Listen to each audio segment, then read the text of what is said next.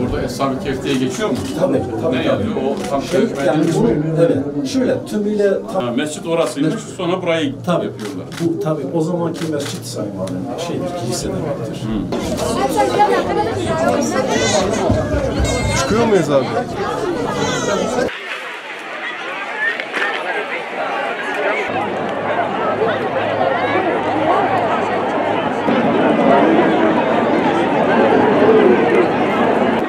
Sürekli gelen oluyor mu buraya?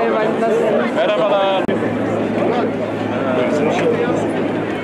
Diyarbakır ilimizin fethinin 1383. yıl dönümü etkinlikleri çerçevesinde bir dizi güzel faaliyetleri hep birlikte gerçekleştirdik.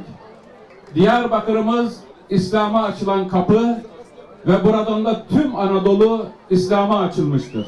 Onların bulunduğu mağaranın altında şu anda hep birlikte beraberce onlara dua ediyoruz. Onların şefaatlerini istiyoruz. Hep birlikte bu anı yaşamaya çalışıyoruz.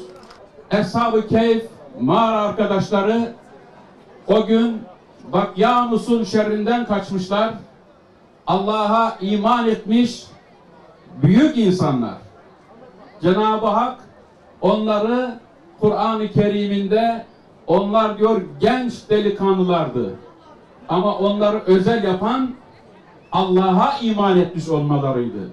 Ve Dakyanus'un Allah'tan başka ilaha tapmaya yönlendirmelerine baş kaldırmışlardı. Hayır, biz ancak Allah'a iman ederiz diyorlardı. Bizler de toplum olarak Allah'a iman etmiş insanlarız. Hep birlikte kıblemiz aynı, yöneldiğimiz Kabe'miz aynı. Cenab-ı Hak bizim bu birlik çimentomuzu ebediyen kıyamete kadar devam ettirsin inşallah. Eshab-ı Kehf'in dirilişi burada gerçekleşmiş. 309 yıl veyahut kameri seneye göre uyuduktan sonra Cenab-ı Hak onları diriltmiş, uyandırmış ve işte uyanış gençliği de şimdi aynı onların izinden giden siz uyanış gençliği de bugün buradasınız.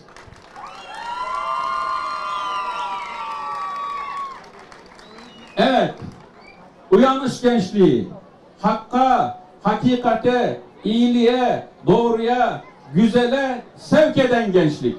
Bugün burada bu merasimleri tertip ediyorsak, binlerce kardeşimiz, Diyarbakır'ımızın birçok ilçesinden, merkezden buraya gelen, Diyarbakır dışından buraya gelen, Eshab-ı Kehf'i ziyaret için burada toplanan bütün bu kardeşlerimiz, sizler, bizler buradaki huzurun, güvenin sonucunda buradayız.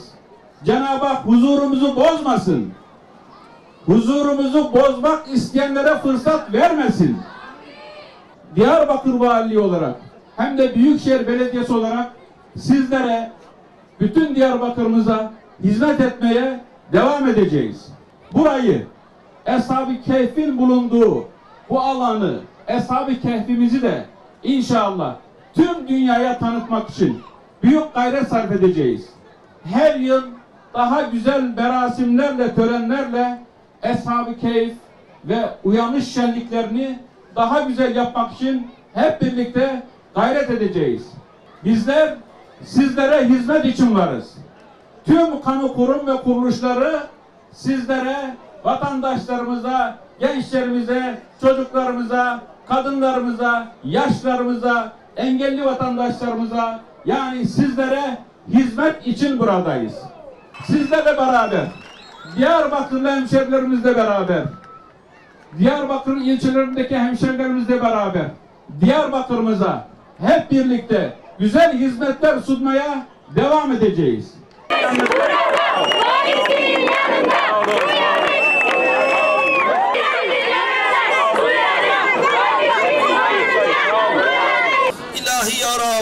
Hazreti Peygamber aleyhissalatu vesselam Efendimizin ashabının yüreklerindeki fetih aşkını ve bilincini bizlere de nasip eyle.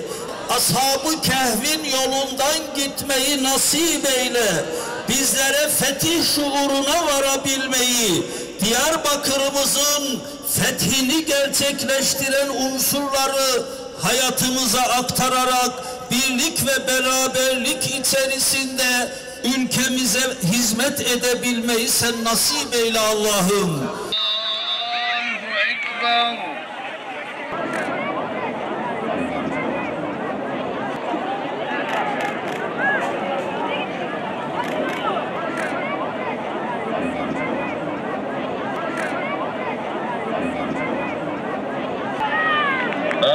Allahu Ekber.